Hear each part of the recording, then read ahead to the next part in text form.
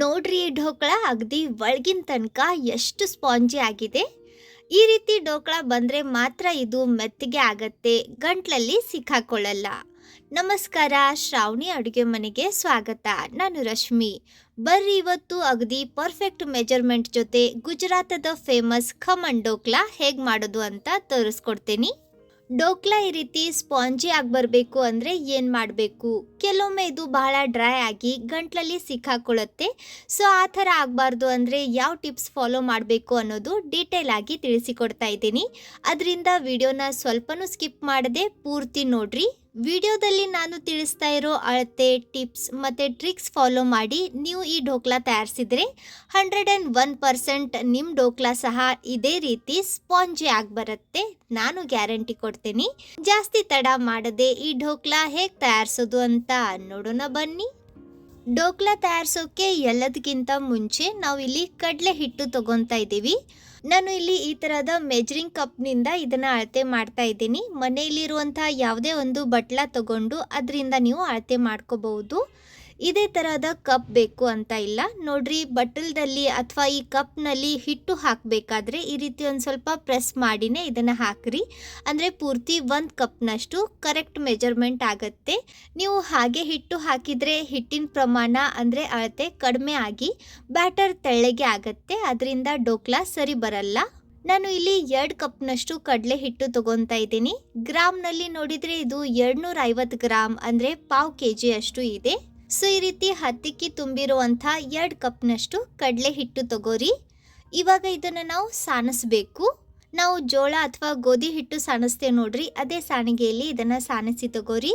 ಈ ರೀತಿ ಸಾಣಿಸೋದ್ರಿಂದ ಇದರಲ್ಲಿ ಕಸ ಕಡ್ಡಿ ಅಥವಾ ಹುಳ ಏನಾದರೂ ಹಿಡಿದಿದ್ರೆ ಗೊತ್ತಾಗತ್ತೆ. ಎಲ್ಲ ಹಿಟ್ಟು ಈ ರೀತಿ ಸಾನಿಸ್ಕೊಂಡ ನಂತರ ಇವಾಗ ನಾನು ಇಲ್ಲಿ ಒಂದು ಮಿಕ್ಸಿ ಜಾರ್ ತಗೊತಾ ಇದ್ದೀನಿ.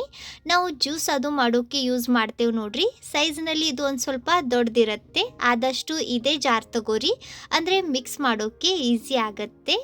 ಇವಾಗ ಇದರಲ್ಲಿ ನಾವು ಕಡಲೆ ಹಿಟ್ಟು ಯಾವ ಕಪ್ನಿಂದ ತಗೊಂಡಿದ್ವಿ ನೋಡ್ರಿ, ಅದೇ ಕಪ್ನಿಂದ 1 ಕಪ್ನಷ್ಟು ನೀರು ಹಾಕ್ರಿ. ಇಲ್ಲಿ ನೋಡ್ರಿ, ಮಾರ್ಕೆಟ್ನಲ್ಲಿ ಈ ಥರದ ಮೆಜರಿಂಗ್ ಸ್ಪೂನ್ ಸಿಗ್ತವೆ, ಇವನ್ನ ತಗೋಬಹುದು. ಅಥವಾ ನಾವು ಮನೆಯಲ್ಲಿ ನಾರ್ಮಲಿ ಉಪ್ಪಿಟ್ಟು ಅವಲಕ್ಕಿ ತಿನ್ನೋಕೆ ಯೂಸ್ ಮಾಡ್ತೇವೆ ನೋಡ್ರಿ, ಈ ಚಮಚ, ಇದನ್ನಾದರೂ ತಗೋರಿ. ನಾನು 2 ಸ್ಪೂನ್ನಿಂದ ಇದನ್ನು ಹೇಗೆ ಅಳತೆ ಮಾಡೋದು ಅಂತ ತೋರಿಸ್ಕೊಡ್ತಾ ಇದ್ದೀನಿ. ಇವಾಗ ಈ ನೀರಿನಲ್ಲಿ ನಾವು 3 ಟೇಬಲ್ ಸ್ಪೂನ್ ಅಂದರೆ ದೊಡ್ಡ ಚಮಚೆಯಷ್ಟು ಸಕ್ಕರೆ ಹಾಕಬೇಕು. ಟೇಬಲ್ ಸ್ಪೂನ್ ಅಂದರೆ ಈ ರೀತಿ ಒಂದು ಸ್ವಲ್ಪ ದೊಡ್ಡದಾಗಿರುತ್ತೆ. ನಮ್ಮ ಮನೆಯಲ್ಲಿರುವಂಥ ಚಮಚೆಯಿಂದ ಅಳತೆ ಮಾಡಿದರೆ ಇದು ಎಷ್ಟು ಆಗುತ್ತೆ ಅಂತ ತೋರಿಸ್ತೇನೆ ನೋಡ್ರಿ. ಇದು 1 ಚಮಚೆ ಆಯಿತು, 2 ಮತ್ತು ಇದು 2.5 ಅಂತ ಹೇಳ್ಬೋದು, ಯಾಕಂದರೆ ಇದು ಪೂರ್ತಿ ತುಂಬಿಲ್ಲ. ಅಂದರೆ 2 ಚಮಚೆ ಹಿಡೀರಿ. ಸೊ ಇಲ್ಲಿ ನಾವು 3 ಟೇಬಲ್ ಸ್ಪೂನ್ ಅಷ್ಟು ಸಕ್ಕರೆ ಹಾಕಿದ್ದೀವಿ. ಅಂದರೆ ಮನೆಯಲ್ಲಿನ ಚಮಚೆಯಿಂದ 6 ಚಮಚೆ ಅಷ್ಟು ಸಕ್ಕರೆ ಹಾಕಬೇಕಾಗತ್ತೆ. ಇದೇ ಸ್ಪೂನ್ನಿಂದ 3 ಟೇಬಲ್ ಸ್ಪೂನ್ ಅಷ್ಟು ಎಣ್ಣೆ ಹಾಕ್ರಿ. ಇದು ಲಿಕ್ವಿಡ್ ಫಾರ್ಮ್ನಲ್ಲಿ ಇರೋದ್ರಿಂದ ನಾವು ಮನೆಯಲ್ಲಿನ ಚಮಚೆಯಿಂದ ಅಳತೆ ಮಾಡಿದಾಗ ಇದು ಒಂದು ಸ್ವಲ್ಪ ಜಾಸ್ತಿ ಆಗ್ಬಹುದು. ನಾನು ಇದನ್ನು ತೋರಿಸ್ತಾ ಇದ್ದೇನೆ ನೋಡ್ರಿ. ನಾವು ಮನೆಯಲ್ಲಿನ ಚಮಚೆಯಿಂದ ಹಾಕಿದರೆ 1 ಟೇಬಲ್ ಸ್ಪೂನ್ಗೆ ನಾವಿಲ್ಲಿ 1, 2 ಮತ್ತು 3 ಎಕ್ಸಾಕ್ಟ್ 3 ಚಮಚೆ ಅಷ್ಟು ಹಾಕಬೇಕಾಗತ್ತೆ. ನಾವಿಲ್ಲಿ 3 ಟೇಬಲ್ ಸ್ಪೂನ್ ಅಷ್ಟು ಎಣ್ಣೆ ಹಾಕಿದ್ದೀವಿ. ಅದರಿಂದ ಮನೆಯಲ್ಲಿರೋ ಚಮಚೆಯಿಂದ ನೀವು ಎಣ್ಣೆ ಹಾಕಿದರೆ 9 ಚಮಚೆ ಅಷ್ಟು ಎಣ್ಣೆ ಹಾಕ್ರಿ. ಇವಾಗ 1/4 ಚಮಚ ಅಥವಾ 1-2 ಚಿಟಿಕೆ ಅಷ್ಟೇ ಅರಿಶಿನ ಹಾಕ್ರಿ. ಅರಿಶಿನ ನೋಡ್ಕೊಂಡು ಹಾಕ್ರಿ, ಜಾಸ್ತಿ ಹಾಕಬೇಡ್ರಿ, ಇಲ್ಲಾಂದರೆ ಢೋಕ್ಲಾ ಕಲರ್ ಕೆಂಪಾಗತ್ತೆ. 1/4 ಚಮಚ ಹಿಂಗೆ ಹಾಕ್ರಿ. 1 ಟೀ ಸ್ಪೂನ್ ಅಷ್ಟು ಅಥವಾ ರುಚಿಗೆ ತಕ್ಕಷ್ಟು ಉಪ್ಪು ಹಾಕ್ರಿ. ಮನೆಯಲ್ಲಿನ ಚಮಚೆಯಿಂದ ಅಳತೆ ಮಾಡಿದರೆ ನೋಡ್ರಿ, ಇದು ಪೂರ್ತಿ ತುಂಬಿದೆ. ಸೊ 1 ಚಮಚೆ ಒಂದು ಸ್ವಲ್ಪ ತುಂಬಿ ಹಾಕ್ರಿ. ಇವಾಗ ಇಲ್ಲಿ ನಾನು 1 ಚಮಚೆ ಅಷ್ಟು ಸಿಟ್ರಿಕ್ ಆ್ಯಸಿಡ್ ತಗೊತಾ ಇದ್ದೀನಿ, ನಿಂಬೆ ಹಣ್ಣಿನ ಸತ್ವ. ಇದು ಎಲ್ಲ ಕಿರಾಣಿ ಅಂಗಡಿಯಲ್ಲಿ ಬಹಳ ಸುಲಭವಾಗಿ ಸಿಗುತ್ತೆ. ಸೊ ಇದನ್ನು 1 ಟೀ ಸ್ಪೂನ್ ಅಷ್ಟು ಹಾಕೋಣ. ಮನೆಯಲ್ಲಿನ ಚಮಚೆಯಿಂದ ಅಳತೆ ಮಾಡಿ ಸಹ ತೋರಿಸ್ತೇನೆ ನೋಡ್ರಿ, ಇದು ಎಷ್ಟು ಆಗುತ್ತೆ. ಇದು ಕರೆಕ್ಟ್ 1 ಚಮಚೆ ಆಗಿದೆ. ಸೊ ಮನೆಯಲ್ಲಿನ ಚಮಚೆಯಿಂದ ಸಹ ನಾವು ಇದನ್ನು 1 ಚಮಚೆಯಷ್ಟು ಹಾಕಬೇಕಾಗತ್ತೆ. ಇವಾಗ ನಾವು ಸಾಣಿಸಿ ಇಟ್ಟಿರೋ ಕಡಲೆ ಹಿಟ್ಟು ಇದರಲ್ಲಿ ಹಾಕೋಣ. ಜಾರ್ ದೊಡ್ಡದಾಗಿದ್ದರೆ ಇದನ್ನು ಪೂರ್ತಿ ಹಾಕ್ರಿ, ಅಥವಾ ನೀವು ತೊಗೊಂಡಿರೋ ಜಾರ್ ಸಣ್ಣದು ಇದ್ದರೆ ಇದನ್ನು 2 ಬ್ಯಾಚ್ನಲ್ಲಿ ಗ್ರೈಂಡ್ ಮಾಡ್ಕೊಂಡು ತೊಗೋಬಹುದು. ನಾವಿಲ್ಲಿ ಜಾರ್ನಲ್ಲಿ ಎಲ್ಲ ಪದಾರ್ಥ ಹಾಕಿದ್ದೀವಿ. ಬೌಲ್ನಲ್ಲಿ ಎಲ್ಲ ಪದಾರ್ಥ ಹಾಕಿ ಹಿಟ್ಟು ಹಾಕಿ ವಿಸ್ಕರ್ ಸಹಾಯದಿಂದ ಕೂಡ ನೀವು ಈ ಮಿಕ್ಸರ್ ತಯಾರಿಸಬಹುದು. ಆದರೆ ಈ ರೀತಿ ಮಿಕ್ಸಿಯಲ್ಲಿ ಇದನ್ನು ಗ್ರೈಂಡ್ ಮಾಡ್ಕೊಂಡು ತಗೊಳ್ಳೋದ್ರಿಂದ ಎಲ್ಲ ಪದಾರ್ಥ ಒಂದರಲ್ಲಿ ಒಂದು ಚೆನ್ನಾಗಿ ಮಿಕ್ಸ್ ಆಗ್ತವೆ ಮತ್ತು ನಮ್ಮ ಟೈಮ್ ಸಹ ಸೇವ್ ಆಗುತ್ತೆ. ನಾನು ಇದನ್ನು ಅಗಾರೋ ರಾಯಲ್ ಮಿಕ್ಸರ್ ಗ್ರೈಂಡರ್ನಲ್ಲಿ ಗ್ರೈಂಡ್ ಮಾಡ್ತಾ ಇದ್ದೀನಿ. ಇದರಲ್ಲಿನ ಎಲ್ಲ ಪದಾರ್ಥ ಮಿಕ್ಸ್ ಆಗಿ ಇದು ಸ್ಮೂತ್ ಬ್ಯಾಟರ್ ರೆಡಿ ಆಗಬೇಕು. ಆ ರೀತಿ ಇದನ್ನ ಒಂದು 5ರಿಂದ 6 ನಿಮಿಷ ಗ್ರೈಂಡ್ ಮಾಡ್ಕೊಂಡು ತಗೊಳ್ಳೋಣ. ನೋಡ್ರಿ, ಈ ತರ ಸ್ಮೂತ್ ಬ್ಯಾಟರ್ ರೆಡಿ ಆಗುತ್ತೆ. ಇದನ್ನ ಒಂದು ಬೌಲ್ನಲ್ಲಿ ಹಾಕ್ರಿ. ಬ್ಯಾಟರ್ ಕನ್ಸಿಸ್ಟೆನ್ಸಿ ನಿಮಗೆ ಇಲ್ಲಿ ಗೊತ್ತಾಗ್ತಿರಬಹುದು. ಬ್ಯಾಟರ್ ಇದಕ್ಕಿಂತ ತೆಳ್ಳಗೆ ಇರಬಾರ್ದು. ನಾವು 2 ಕಪ್ ಕಡಲೆ ಹಿಟ್ಟಿಗೆ 1 ಕಪ್ ನೀರು ಹಾಕಿದ್ದೀವಿ. ಗ್ರೈಂಡ್ ಮಾಡಬೇಕಾದ್ರೆ ಇದು ಬಹಳನೇ ಗಟ್ಟಿ ಅನಿಸಿದ್ರೆ 1-2 ಚಮಚೆಯಷ್ಟು ನೀರು ಹಾಕ್ರಿ. ಆದರೆ ಅದಕ್ಕಿಂತ ಜಾಸ್ತಿ ನೀರು ಹಾಕಬೇಡ್ರಿ. ಬ್ಯಾಟರ್ ತೆಳ್ಳಗೆ ಆದರೆ ಡೋಕ್ಲಾ ಉಬ್ಬಲ್ಲ. ಇದನ್ನು ಒಂದು ಸ್ವಲ್ಪ ಹೊತ್ತು ಮುಚ್ಚಿ ಇಡ್ರಿ. ಅಲ್ಲಿವರೆಗೂ ಇದನ್ನು ನಾವು ಯಾವ ಪಾತ್ರೆಯಲ್ಲಿ ತಯಾರಿಸ್ತಾ ಇದ್ದೇವೆ ನೋಡ್ರಿ, ಅದರ ತಳಕ್ಕೆ ನೀರು ಹಾಕಿ ಈ ಥರದ ಒಂದು ಸ್ಟ್ಯಾಂಡ್ ಅಥವಾ ಪ್ಲೇಟ್ ಇಡ್ರಿ. ನೀವು ಇದನ್ನು ಕುಕ್ಕರ್ನಲ್ಲಿ ತಯಾರಿಸ್ತಾ ಇದ್ರೆ ವಿಸಲ್ ತೆಗೀರಿ, ಅಥವಾ ಇದನ್ನು ನೀವು ಇಡ್ಲಿ ಕುಕ್ಕರ್ನಲ್ಲೂ ಸಹ ತಯಾರಿಸಬಹುದು. ನನ್ನ ಕಡೆ ನೋಡ್ರಿ ಈ ತರದ ಸ್ಕ್ವೇರ್ ಟಿನ್ ಇತ್ತು, ಇದರಲ್ಲಿ ನಾನು ಡೋಕ್ಲಾ ಮಾಡ್ತಾ ಇದ್ದೀನಿ. ಇದಕ್ಕೆ ಎಲ್ಲ ಕಡೆ ಎಣ್ಣೆ ಸವರಿ ತಗೊಳ್ಳೋಣ, ಅಂದ್ರೆ ಡೋಕ್ಲಾ ಇದಕ್ಕೆ ಅಂಟಲ್ಲ, ಈಸಿಯಾಗಿ ಅನ್ಮೋಲ್ಡ್ ಆಗುತ್ತೆ. ಈ ತರದ ಟಿನ್ ಇಲ್ಲ ಅಂದ್ರೆ ಪರವಾಗಿಲ್ಲ, ಮನೆಯಲ್ಲಿರೋ ಒಂದು ದೊಡ್ಡ ಪ್ಲೇಟ್ ಅಥವಾ ಟಿಫಿನ್ ಡಬ್ಬಿಯಲ್ಲಿ ಸಹ ನಾವು ಡೋಕ್ಲಾ ತಯಾರಿಸಬಹುದು. ಈಗ ನೋಡ್ರಿ ನೀರಿಗೆ ಕುದಿ ಬಂದಿದೆ. ಇವಾಗ ಈ ಹಿಟ್ಟಿನಲ್ಲಿ ಮೇನ್ ಇಂಗ್ರೀಡಿಯೆಂಟ್ ಅಂದ್ರೆ ಬೇಕಿಂಗ್ ಸೋಡಾ, ನಾವು ಅಡುಗೆ ಸೋಡಾ ಅಂತೇವೆ ನೋಡ್ರಿ, ಅದನ್ನ ಹಾಕಬೇಕು. ಮೇಜರಿಂಗ್ ಸ್ಪೂನ್ ನಿಂದ 1 ಟೀ ಸ್ಪೂನ್ ಮೇಲೆ 1/4 ಟೀ ಸ್ಪೂನ್ ಅಷ್ಟು ಬೇಕಿಂಗ್ ಸೋಡಾ ಹಾಕ್ರಿ. ಇದನ್ನ ಮನೆಯಲ್ಲಿನ ಚಮಚೆಯಲ್ಲಿ ಹಾಕಿ ತೋರಿಸ್ತಾ ಇದ್ದೀನಿ ನೋಡ್ರಿ. ಇದು ಫುಲ್ ತುಂಬಿದೆ, ಅಂದ್ರೆ ನೀವು ಮನೆಯಲ್ಲಿನ ಚಮಚೆ ತಗೊಂಡ್ರೆ ಪೂರ್ತಿ ಈ ರೀತಿ ಒಂದ್ ಸ್ವಲ್ಪ ಜಾಸ್ತಿ ತುಂಬಿ ಹಾಕ್ರಿ. ಮೇಲೆ ಒಂದ್ ಸ್ವಲ್ಪ ನೀರು ಹಾಕೋಣ, ಅಂದ್ರೆ ಇದು ಆಕ್ಟಿವೇಟ್ ಆಗುತ್ತೆ. ಇವಾಗ ಸ್ವಲ್ಪನೂ ಲೇಟ್ ಮಾಡಬಾರ್ದು. ನೋಡ್ರಿ ಈ ರೀತಿ ಫಟಾಫಟ್ ಒಂದೇ ಡೈರೆಕ್ಷನ್ ನಲ್ಲಿ ಇದನ್ನ ತಿರುಗಿಸ್ತಾ ಮಿಕ್ಸ್ ಮಾಡ್ಕೊಂಡು ತಗೋರಿ. ನೀವಿಲ್ಲಿ ನೋಡ್ತಾ ಇರಬಹುದು ಹಿಟ್ಟಿನ ಕಲರ್ ಚೇಂಜ್ ಆಗ್ತಾ ಇದೆ, ಇದರಲ್ಲಿ ಬಬಲ್ಸ್ ಕ್ರಿಯೇಟ್ ಆಗ್ತಾ ಇದಾವೆ, ಹಿಟ್ಟು ಉಬ್ತಾ ಇದೆ. ಈ ರೀತಿ ಇದನ್ನ ಪೂರ್ತಿ ಕಲಿಸ್ಕೊಂಡ ನಂತರ ನಾವು ಟಿನ್ ರೆಡಿ ಮಾಡಿದ್ವಿ ನೋಡ್ರಿ, ಅದರಲ್ಲಿ ಇದನ್ನ ಹಾಕ್ರಿ. ನಾನು ಇದರಲ್ಲಿ ಬೇಕಿಂಗ್ ಸೋಡಾ ಹಾಕಿದ್ದೀನಿ. ನಾವು ಬೇಕಂದ್ರೆ ಬೇಕಿಂಗ್ ಸೋಡಾ ಬದಲಾಗಿ ಇದರಲ್ಲಿ ಈನೋ ಹಾಕಿ ಸಹ ಇದನ್ನ ತಯಾರಿಸಬಹುದು. ತಕ್ಷಣನೇ ನೋಡ್ರಿ ಈ ರೀತಿ ಒಂದ್ ಸ್ವಲ್ಪ ಟ್ಯಾಪ್ ಮಾಡಿ ಇದನ್ನ ಕುಕ್ಕರ್ನಲ್ಲಿ ಇಡ್ರಿ.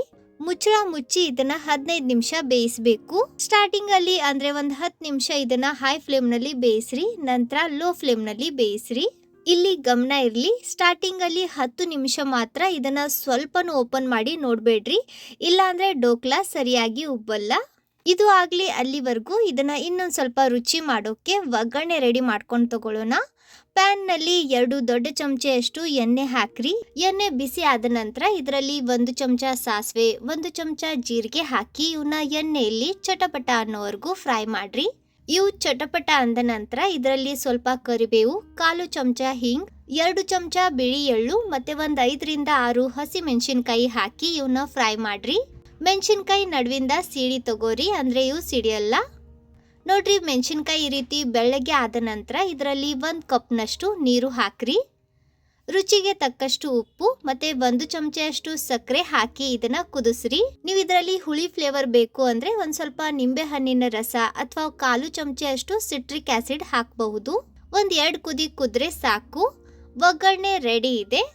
ಇದನ್ನ ಕೆಳಗೆ ಇಳಿವಿ ಒಂದ್ ಸ್ವಲ್ಪ ಆರೋಕೆ ಬಿಡ್ರಿ. 15 ನಿಮಿಷ ಆಗಿದೆ, ಡೋಕ್ಲಾ ರೆಡಿ ಇದೆ. ನೀವಿಲ್ಲಿ ನೋಡ್ತಾ ಇರಬಹುದು. ಇದನ್ನ ಚಾಕುನಿಂದ ಈ ರೀತಿ ಚೆಕ್ ಮಾಡ್ರಿ. ನೀವಿಲ್ಲಿ ನೋಡ್ತಾ ಇರಬಹುದು ಚಾಕು ಕ್ಲೀನ್ ಆಗಿ ಬರ್ತಾ ಇದೆ, ಇದರ ಅರ್ಥ ನಮ್ ಡೋಕ್ಲಾ ಎಲ್ಲ ಕಡೆ ಚೆನ್ನಾಗಿ ಬೆಂದಿದೆ. ಕೆಳಗೆ ಇಳಿವಿ, ಇದನ್ನ ಒಂದ್ ಸ್ವಲ್ಪ ಆರೋಕೆ ಬಿಡ್ರಿ. ಮೇಲಿನ ಸೈಡ್ ಇದು ಪರ್ಫೆಕ್ಟ್ ಬೆಂದಿದೆ. ನೀವಿಲ್ಲಿ ನೋಡ್ತಾ ಇರಬಹುದು, ನೋಡಿದ್ರೆ ಗೊತ್ತಾಗತ್ತೆ ಇದು ಎಷ್ಟು ಚೆನ್ನಾಗಿ ಫ್ಲಫಿ ಆಗಿದೆ ಅಂತ.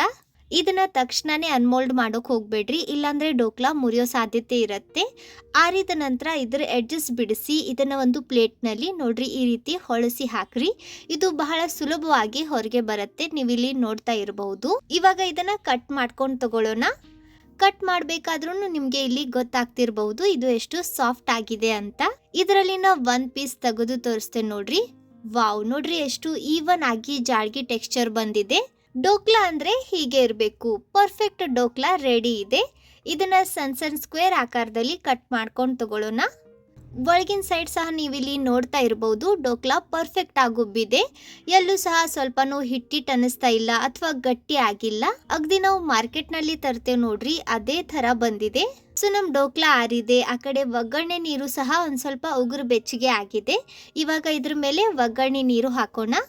ನಾವು ಇವಾಗ್ಲೇನೆ ಎಲ್ಲ ಡೋಕ್ಲಾ ತಿನ್ನಲ್ಲ ಅಂದ್ರೆ ಒಂದ್ ಸ್ವಲ್ಪ ಡೋಕ್ಲಾ ತೆಗೆದು ಬೇಕಾಗಿರೋ ಡೋಕ್ಲಾ ಮೇಲೆ ಅಷ್ಟೇ ನೀರು ಹಾಕಿ ಇದನ್ನ ತಿನ್ನಬಹುದು. ನೋಡಿದ್ರಲ್ಲ ಎಷ್ಟು ಸುಲಭವಾಗಿ ಅಗದಿ ನಿಮಿಷಗಳಲ್ಲೇ ಮಾರ್ಕೆಟ್ನಲ್ಲಿ ಸಿಗುವಂಥ ಡೋಕ್ಲಾ ನಾವು ಮನೆಯಲ್ಲೇ ಹೇಗೆ ತಯಾರಿಸ್ಬೋದು ಅಂತ.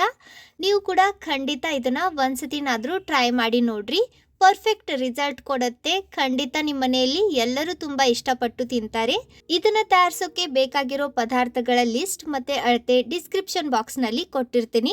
ವಿಡಿಯೋ ನೋಡಿದ್ದಕ್ಕೆ ತುಂಬಾ ಧನ್ಯವಾದ. ಭೇಟಿ ಆಗೋಣ ಇದೇ ತರಹದ ಮತ್ತೊಂದು ಹೊಸ ವಿಡಿಯೋ ಜೊತೆ. ಅಲ್ಲಿವರೆಗೂ ನಗ್ತಾ ಇರ್ರಿ, ತಿಂತಾ ಇರ್ರಿ, ಖುಷಿಯಾಗಿರ್ರಿ.